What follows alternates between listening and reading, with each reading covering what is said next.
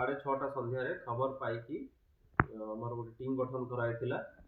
ଆଉ ସେମାନେ ସରଦାପୁର ଗାଁ ପାଖରୁ ଲେପର୍ଡ ସ୍କିନ୍ ଆଉ 2ଟା ସାମ୍ବାର ସିଂହ ସିଜ୍ କରିଥିଲେ। ତା ସହିତ 4 ଜଣଙ୍କୁ ଆରେଷ୍ଟ ମଧ୍ୟ କରାଯାଇଥିଲା। ଆଉ ଇଣ୍ଟ୍ରୋଗେସନରୁ ଜଣା ପଡ଼ିଲା କି ନୂଆପଡ଼ା ଧରମବନ୍ଧା ଏରିଆରେ ବି ଆଉ ଗୋଟେ ଲେପର୍ଡ ସ୍କିନ୍ ଅଛି।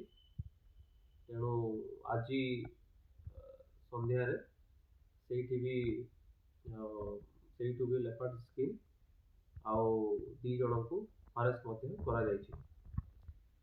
ତ ଯେଉଁମାନେ କାଲି ଯେଉଁମାନେ 4 ଜଣ ଆରେଷ୍ଟ ହେଇଛନ୍ତି ତାଙ୍କ ନାଁ ହେଉଛି ଦିନେଶ ମାଝୀ ସରଦାପୁର ଗାଁର, ସୁଖରାମ ଚିନ୍ଦା ସରଦାପୁର ଗାଁର, ପୂର୍ଣ୍ଣଚନ୍ଦ୍ର ମାଝୀ ସେ କେନ୍ଦୁବାହାଡ଼ା ଧରମବନ୍ଧା ଏରିଆର, ଆଉ ଚତୁର୍ଥ ହେଉଛନ୍ତି ମଧୁସୂଦନ ମାଝୀ ରୁଣ୍ଡି ଏରିଆର।